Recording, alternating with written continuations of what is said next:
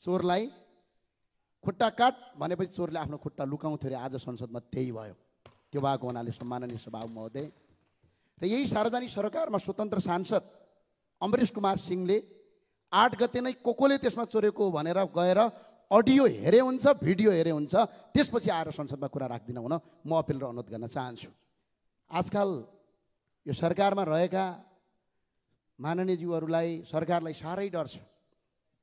राजाले कुन दिन लगेर थुन्दिन हुन्छ कि भनेर बेला बेला कराइराख्नुहुन्छ। भन्नुहुन्छ कहिले राजालाई समितिमा ल्याऊ, विधानै पढ्नुहुन्न। हाम्रो संसदमा निमावली बनाएको छ, त्यो निमावलीले राजालाई आफ्नो समितिमा बोलाउन पाउँदैन भन्ने कुरा सरकार संसदका प्रवक्ताले बोलिसकेको कुरा छ। जब निमावलीमा त्यो छैन। व्हाइट बोर्डरका घोटाला, गिरिबन्धु टी एस्टेटका घोटाला, अहिले पनि पोखरा विमानस्थलमा अरबौं खाने भ्रष्टाचारलाई कारबाही गर्नुहोस्, राजालाई कारबाही गर्नु पर्दैन। र सरकारलाई म भन्न चाहन्छु, यदि जनताले अहिले बाथरुममा थुने यही अवस्था यदि सिर्जित बन्यो भने कुन दिन जनताले सेफ्टी ट्याङ्कीमा थुने भने के हालत हुन्छ सम्झिनुहोस् त।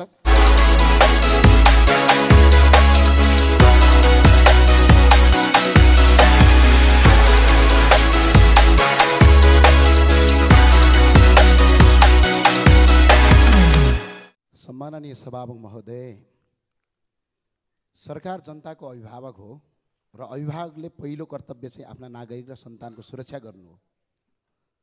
आइतबार मात्रै सुर्खेतको बाङ्गे सिमलमा जुम्ला हिमा गाउँपालिका वडा नम्बर 4 का निवासी कालीबहादुर बुढालाई ट्राफिक नियम विपरीत चालकले गाडी चलाएर किचिकिची मारे। अहिलेसम्म परिवार पीडितहरू लास नबुझेर आन्दोलनमा छन्। सरकार मौन रहेको छ। म गृहमन्त्रीको ध्यान आकर्षण गराउन चाहन्छु। होइन भने जब सरकारले आफ्नो जनताको सुरक्षा गर्न सक्दैन तब त्यो सरकार आफ्नो वैधता गुमाउँछ। नागरिकको सुरक्षा गर्न सकेन भने त्यो सरकारको कुनै महत्त्व छैन।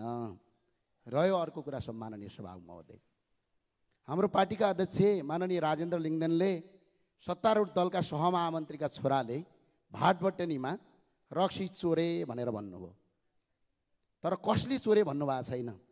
पहिला पहिला एउटा कथन थियो, चोरलाई खुट्टा काट भनेपछि चोरले आफ्नो खुट्टा लुकाउँथ्यो रे। आज संसदमा त्यही भयो।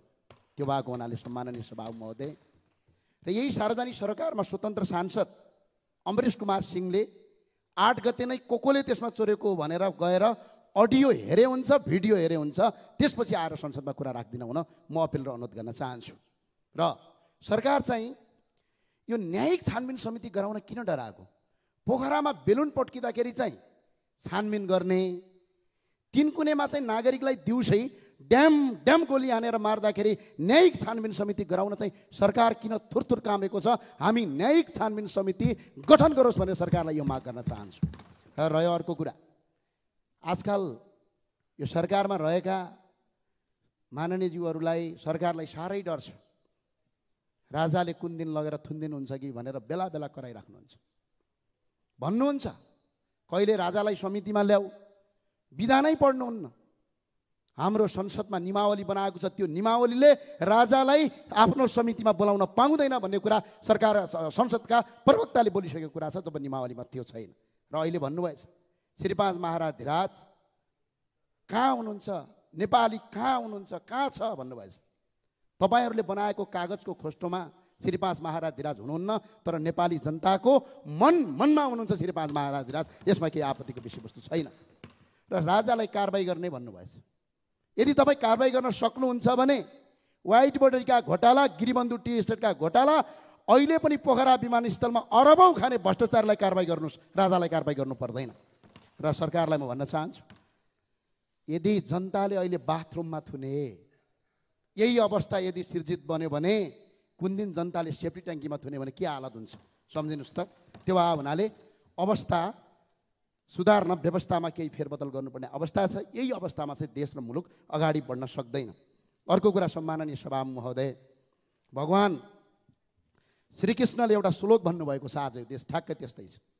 यदा यदा हि धर्मस्य ग्लानिर्भवति भारत अभुत्थानम् अधर्मस्य तदानम् सृजाम्यहम् परित्राणाय साधूनां विनाशाय स दृष्टिस्थानम धर्म स्थापनार्थाय सम्भवामि युगे युगे भन्नुभएको छ। आज हिन्दू भएकै कारणले गर्दा जम्मू कश्मीरमा मारियो, प्यालेस्टाइनमा नेपाली 10 जना मारिए, एउटा राजनीतिक दल यहाँ उठेर हामी प्यालेस्टाइनको समर्थनमा छु भन्छ। यो कस्तो राष्ट्रघात हो। आज हिन्दू भएकै कारणले गर्दा मन्दिरमा पुजारी काटिए, मन्दिर भत्काइए, हुँदा हुँदा हाम्रा अहिले पनि सुदीपका बुटोलका सुदीपजीलाई तपाईँको जम्मू काश्मीरमा मारिएको छ। आज यो देशमा के हिन्दूले बाँच्न नपाउने हो? यो वैदिक सनातनको देश हो, 33 कोटी देवताको देश हो, माता सीताको जन्मभूमि हो, भगवान पशुपतिनाथको आराधना केन्द्र हो, हिन्दू राष्ट्र, हिन्दू अधिराज्य नेपाल हो। यसमा कसैले दुईमत गर्नुपर्ने विषयवस्तु छैन। आज हामीले यो भनिरहँदा अन्य धर्मावलम्बीहरूमाथि हामीले कुनै पनि आरोप र प्रत्यारोप लगाएका छैनौँ। भर्खरै एकजना मान्यज्यूले भन्नुभयो र आज म पनि भन्न चाहन्छु, हामी धार्मिक सहिष्णुता राख्छौँ, तर यसको मतलब यो होइन कि हामी हिन्दूहरूमाथि आक्रमण गरेको चाहिँ सहेर बस्न सक्दैनौँ। यो कुरा यथार्थका साथ हामी अगाडि राख्छौँ। सबैले टीका लाउनुहुन्छ, सबैले चन्दन लाउनुहुन्छ, तर आफ्नो धर्ममाथि आक्रमण गर्दा चुक्क बोल्न सक्नुहुन्न। अनि देश के बनाउनुहुन्छ तपाईँहरूले? त्यो भएर तपाईँहरूसँग देश बनाउन सक्ने तागत हैसियत छैन। यो गठबन्धन गर्नुपर्ने कुनै आवश्यकता छैन। जनतामा प्रत्यक्ष निर्वाचितमा जानुस्, कार्यकारी जितेर आउनुहोस्, चलाउनुहोस्। यो संसदीय व्यवस्थाले दिनु बन्दैन। हस्, धन्यवाद। सम्माननीय सभामुख महोदय, सरकार जनताको अभिभावक हो र अभिभावकले पहिलो कर्तव्य चाहिँ आफ्ना नागरिक र सन्तानको सुरक्षा गर्नु हो। आइतबार मात्रै सुर्खेतको बाङ्गे सिमलमा जुम्ला हिमा गाउँपालिका वडा नम्बर 4 का निवासी कालीबहादुर बुढालाई ट्राफिक नियम विपरीत चालकले गाडी चलाएर किचिकिची मारे। अहिलेसम्म परिवार पीडितहरू लास नबुझेर आन्दोलनमा छन्। सरकार मौन रहेको छ। म गृहमन्त्रीको ध्यान आकर्षण गराउन चाहन्छु। होइन भने जब सरकारले आफ्नो जनताको सुरक्षा गर्न सक्दैन, तब त्यो सरकार आफ्नो वैधता गुमाउँछ। नागरिकको सुरक्षा गर्न सकेन भने त्यो सरकारको कुनै महत्त्व छैन।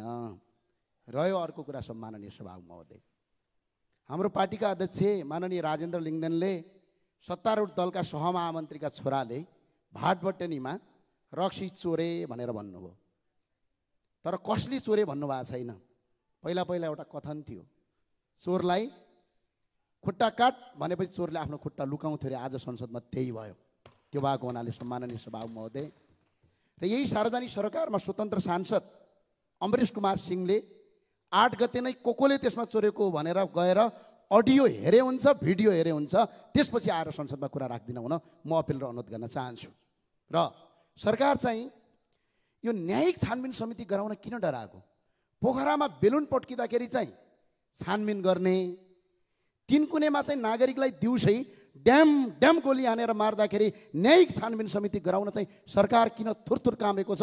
हामी न्यायिक छानबिन समिति गठन गरोस् भनेर सरकारलाई यो माग गर्न चाहन्छु। र रह्यो अर्को कुरा, आजकल यो सरकारमा रहेका माननीयज्यूहरूलाई सरकारलाई साह्रै डर छ। राजाले कुन दिन लगेर थुन्दिन हुन्छ कि भनेर बेला बेला कराइराख्नुहुन्छ।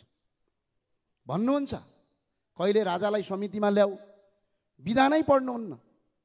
हाम्रो संसदमा निमावली बनाएको छ, त्यो निमावलीले राजालाई आफ्नो समितिमा बोलाउन पाउँदैन भन्ने कुरा सरकार संसदका प्रवक्ताले बोलिसकेको कुरा छ, जब निमावलीमा त्यो छैन। र अहिले भन्नुभएछ श्री 5 महाराज धिराज कहाँ हुनुहुन्छ, नेपाली कहाँ हुनुहुन्छ, कहाँ छ भन्नुभएछ।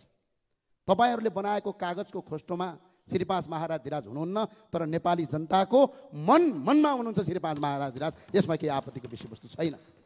र राजालाई कारबाही गर्ने भन्नुभएछ।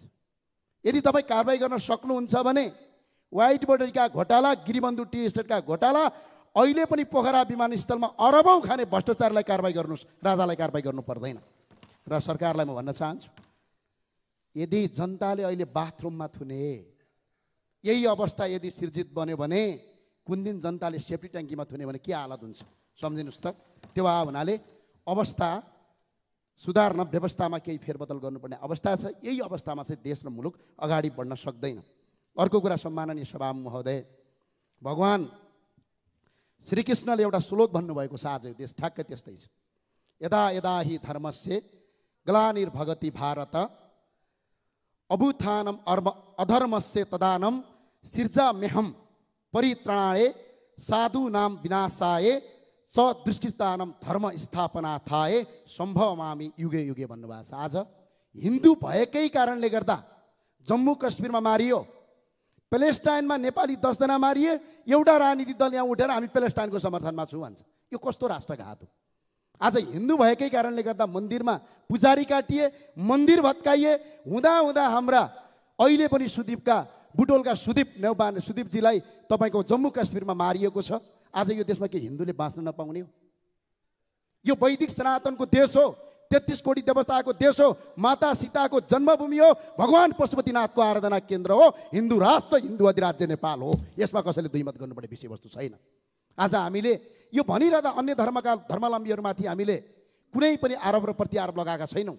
भर्खरै एकजना मान्यज्यूले भन्नुभयो र आज म पनि भन्न चाहन्छु, हामी धार्मिक सहिष्णुता राख्छौँ, तर यसको मतलब यो होइन कि हामी हिन्दूहरूमाथि आक्रमण गरेको चाहिँ सहेर बस्न सक्दैनौँ। यो कुरा यथार्थका साथ हामी अगाडि राख्छौँ। सबैले टीका लाउनुहुन्छ, सबैले चन्दन लाउनुहुन्छ, तर आफ्नो धर्ममाथि आक्रमण गर्दा चुक्क बोल्न सक्नुहुन्न। अनि देश के बनाउनुहुन्छ तपाईँहरूले?